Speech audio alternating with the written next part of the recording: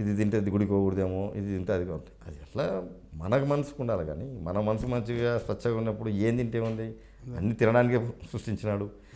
ఏదైనా కానీ అతిగా పోవద్దు, అతి చేయొద్దు అని చెప్తాను నేను. ఇకపోతే ఇక దైవభక్తి ఎక్కువగా ఉంది మీకు, అన్నీ కూడా ఇది ఉన్నాయి. ఇక రాజకీయాల్లో చాలా చురుకున్నారు, జీవితంలో ఎన్నో ఆటుపోట్లు ఎదుర్కొన్నారు, జైలు జీవితం అనుభవించారు, ఎంతో జీవితాన్ని కోల్పోయారు కూడా. ఇప్పుడున్న జీవితాన్ని ఎలా కంప్లీట్ చేయాలనుకుంటున్నారు, ఎలా సాగాలనుకుంటున్నారు? కుటుంబంతో ఏమైనా ఎంజాయ్గా తిరిగే పరిస్థితులు కానీ ఏమైనా ఉన్నాయంటారా? ఇప్పుడైతే కొద్దిగా కుటుంబంతో స్పేర్ చేయగలుగుతున్నాం. ఎక్కడైనా బయటికి వెళ్తుంటారా విశ్రాంతి? తిరుగుతూ ఉంటాం, ఫ్యామిలీతో బయటకు వెళ్తూ ఉంటాం. సమ్మర్ హాలిడేస్లో పిల్లలు వస్తే వారం 10 రోజులు అక్కడ ఎక్కడో ఇట్లా తిరిగి అదర్ కంట్రీస్కి ఎక్కడైనా వెళ్తుంటారా? ప్రస్తుతం ఇంతవరకు అయితే ఫ్యామిలీతో ఎక్కడ వేరే కంట్రీకి పోలే. మీకు నచ్చిన కంట్రీ ఏది? నాకు వేరేది ఏం లేదు, ఈ కంట్రీ ఆ కంట్రీ అనేది ఏం లేదు. నేను ఎంతసేపు ఉన్నా ఫ్రెండ్స్తో ఎంజాయ్ చేయడానికి టైంపాస్కి 4 రోజులు ఫోన్లు లేకుండా కోసం పోతా అంతే. నేను ఇక్కడ ఉన్నా అనుకో, మార్నింగ్ 9 to ఈవినింగ్ 9 వరకు కంపల్సరీ అన్ని ఫోన్లు అటెండ్ చేస్తాను. అంతలోపు అర్జెంటుగా వచ్చినా కూడా మిస్డ్ కాల్ అంటే కూడా చూసి చేస్తాను. సో అటు బ్యాంకాక్ ఇంతవరకు పోలేదా? బ్యాంకాక్ మీద ఫిలిపైన్స్ పోయినా, మొన్న పోయినా. అంతకుముందు శ్రీలంకకి ఒకసారి పోయినా, దుబాయ్కి ఒకసారి పోయినా. జరిగింది 3 సార్లు. మసాజ్ సెంటర్లో పెట్టారంటే ఇప్పుడు నాకు అటువంటి ఏం లేదు. మసాజ్ ఏం చేసుకోరా? నేను ఇంతవరకు పుట్టిన నుంచి ఇంతవరకు మసాజ్ చేయించుకోలే. మసాజ్ లేదు నా పాటి మసాజ్ బ్యాడా, నాకు మసాజ్ చేస్తే ఎంకలు విరిగిపోతాయి.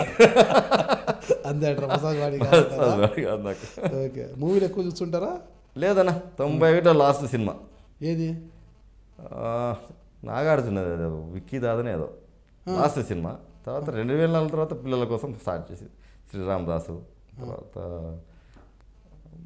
మొన్న బాహుబలి ఒకటి చూసిన, తర్వాత నాగార్జున ఏదో ఒకటి సినిమా చూసాను అంతే. పిల్లలు ఎప్పుడైనా హైదరాబాద్ ఉన్నప్పుడు సినిమాకి పోదామంటేనే.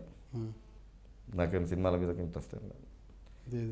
ఖచ్చితంగా సినిమాలు చూడాలని రూల్ ఏం లేదు. ఇంట్లో చూస్తా, ఇంట్లో కూర్చొని టీవీ చూస్తా అంటే. మొత్తం మీద జిల్లా ప్రజలకు కావచ్చు, ఈ ఫ్యాక్షన్ ఊబిలో చిక్కుకొని పోయిన నేతలకు కావచ్చు, మీరు ఇచ్చే సందేశం ఏమిటంటారు? ఫ్యాక్షన్ రాజకీయాలు అనేది మానుకోవాలి. నేను ఒకటే అందరికి చెప్తాను, శత్రువు అయినా కూడా ఈరోజు నువ్వు చంపుతున్నప్పుడు ఆలోచన నీ కుటుంబ అవతల భార్యా పిల్లలు వాళ్ళు ఏమవుతారు, ఏ పరిస్థితిలో ఉంటారు, నీ భార్యా పిల్లల గురించి ఆలోచన చేసి. అంతేగాని మనకు ఏదైనా ఎవరి వల్ల శత్రుత్వం వచ్చిందంటే వాళ్ళతో వయామిడిగా మాట్లాడుకొని ఆ సమస్యను పరిష్కరించుకుంటూ పోతే బాగుంటుందనే చెప్తాను.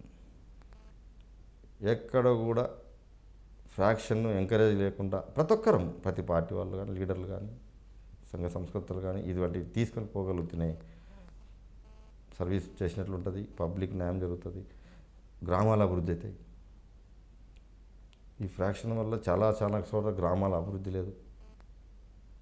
అక్కడ ఎటువంటి ఏదైనా కానీ ఇటువంటి సమస్య ఉంది అంటే ఎంకరేజ్ చేయకుండా లీడర్లందరూ, ఏ పార్టీకి సంబంధించిన వాళ్ళు కానీ ఎంకరేజ్ చేయకుండా దాన్ని పరిష్కరించే మార్గ విధంగా పోయి రాజీ చేస్తే అందరినీ బాగుంటుంది అని నా అభిప్రాయం.